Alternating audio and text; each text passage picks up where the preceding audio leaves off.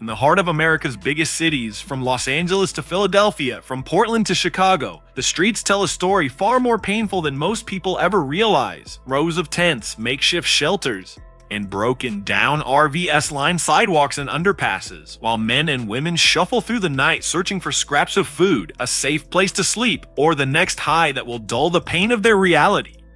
Among all the substances flooding these streets, one drug stands out not just for its power, but for its devastating grip: fentanyl.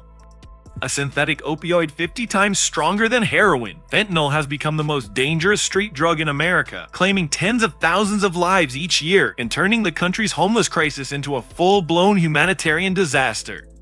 To understand why fentanyl has such a stranglehold on America's homeless population, we first need to understand the deeper story of despair, poverty, and trauma that drives so many people toward drugs in the first place.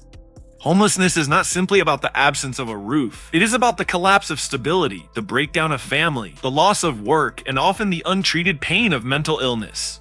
When someone is forced onto the streets, stripped of dignity and security, the world becomes a harsh and unforgiving place. Every night is a fight against hunger, cold, fear of violence, and the overwhelming sense of invisibility.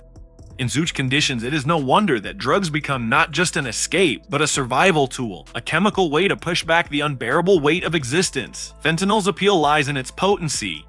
For just a few dollars, it delivers a high so powerful that it eclipses the misery of life on the streets, if only for a short while, but its strength is also its curse. The margin between a dose that numbs pain and one that causes death is razor thin. Homeless individuals, often already weakened by poor health and malnutrition, are particularly vulnerable. They lack access to clean supplies or accurate information, leaving them at constant risk of accidental overdose.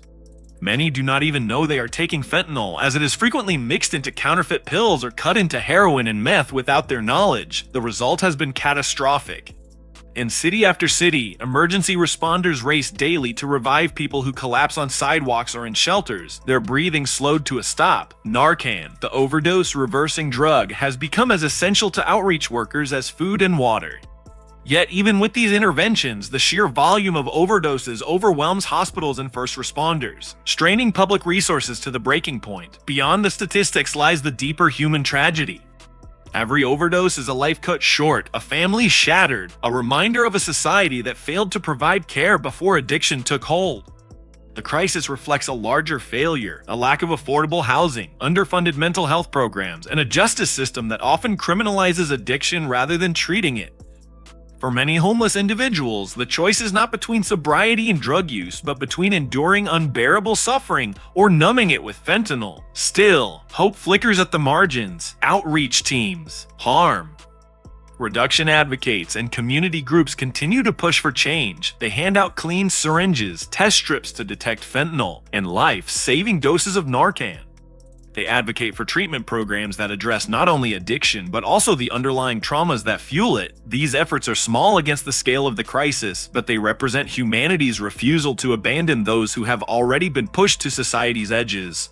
Fentanyl has turned America's homeless crisis into something darker and deadlier than ever before. Yet the epidemic also forces a reckoning, whether the nation will continue to look away or finally confront the intertwined realities of homelessness, addiction, and systemic neglect. For those on the streets, the answer could mean the difference between another night survived and a life lost forever. The arrival of fentanyl has made this escape both more accessible and more catastrophic. Dealers cut it into other drugs like heroin, meth, or even counterfeit prescription pills because it is cheap to produce in massive quantities. For the homeless, who often have little to no income, fentanyl provides a powerful high at a low cost, but the catch is deadly. The difference between a dose that numbs the pain and a dose that kills is razor thin. This is why emergency responders across America are now reviving people daily with Narcan, the antidote to opioid overdoses. In cities like San Francisco, Los Angeles, and Philadelphia, it has become routine to see someone collapse on the sidewalk only to be jolted back to life with a spray of naloxone. But why are America's homeless so disproportionately affected? The reasons are complex, woven from threads of economics, psychology, and policy failures. For many, drug use begins before homelessness. A person might become addicted after being prescribed opioids for a medical injury, or after turning to drugs to cope with childhood trauma or untreated depression. As the addiction grows, it often leads to job loss, fractured families, and eviction. Others, however, start using drugs after they are already homeless, living outdoors, constantly exposed to danger. They turn to substances to stay awake through the night to avoid being assaulted, or to escape the cold, or simply to quiet the loneliness. Once fentanyl entered the drug supply, it became nearly impossible to avoid, because even those who thought they were buying heroin or cocaine ended up consuming fentanyl-laced substances. The opioid crisis in many ways is the child of America's healthcare and pharmaceutical system. In the 1990s and early 2000s, prescription painkillers like OxyContin were handed out widely, often under false assurances from manufacturers that they were not addictive. Millions became hooked. When the government finally cracked down on overprescribing, many patients were left cut off but still dependent, driving them to the illegal drug market. Heroin filled the gap at first, but soon fentanyl, cheaper, stronger, and easier to smuggle, took over. What began as a problem of overprescription evolved into a tidal wave of synthetic opioids flooding every corner of society. The homeless, already among the most vulnerable populations, were left drowning in its wake. On the sidewalks of Kensington in Philadelphia or the Tenderloin district of San Francisco, one can witness the epidemic in its rawest form. Dozens of people stand slumped against walls, their bodies folded in unnatural angles, drifting in and out of consciousness. Needles litter the ground. Outreach workers hand out clean syringes to reduce the spread of disease, and volunteers carry naloxone in their pockets, ready to reverse another overdose at a moment's notice. It is here that the human cost of fentanyl becomes undeniable. Every one of these people has a story, a childhood, a family, a dream once held, but the drug has rewritten their lives into cycles of craving, withdrawal, and near-death experiences repeated daily. Critics often ask, why don't they just stop? But addiction, especially to fentanyl, is not a simple matter of willpower.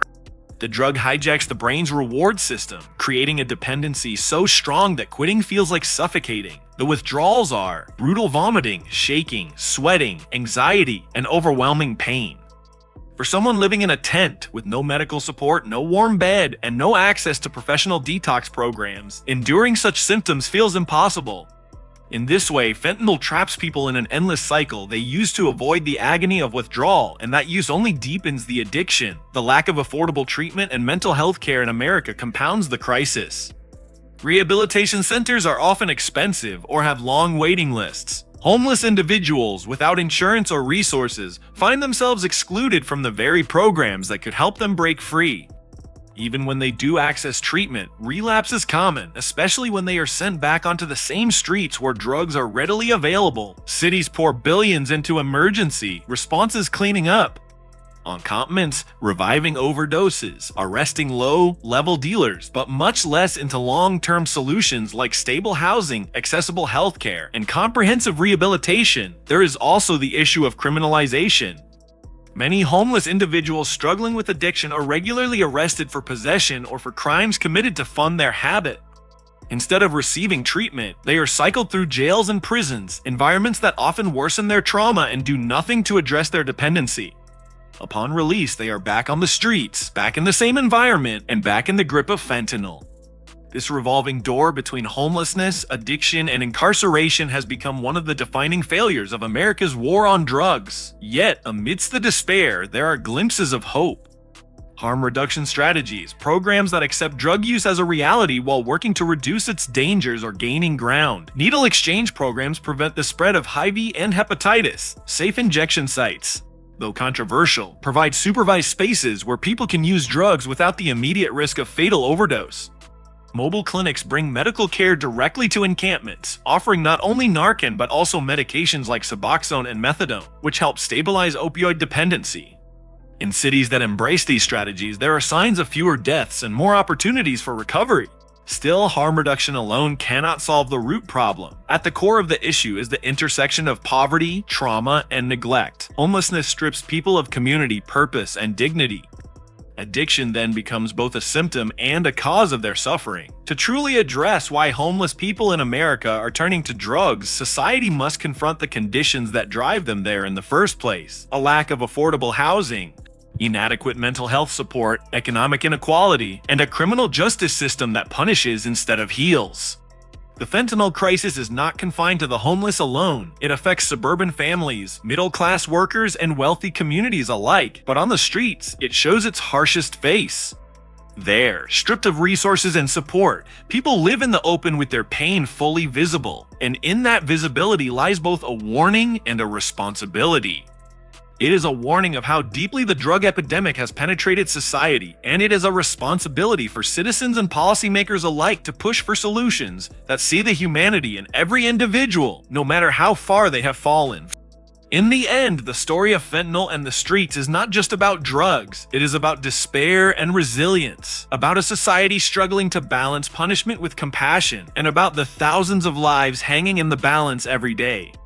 Every overdose reversed by Narcan is a temporary victory, but the real battle lies in rebuilding lives, restoring dignity, and ensuring that no one is left so hopeless that fentanyl feels like their only escape.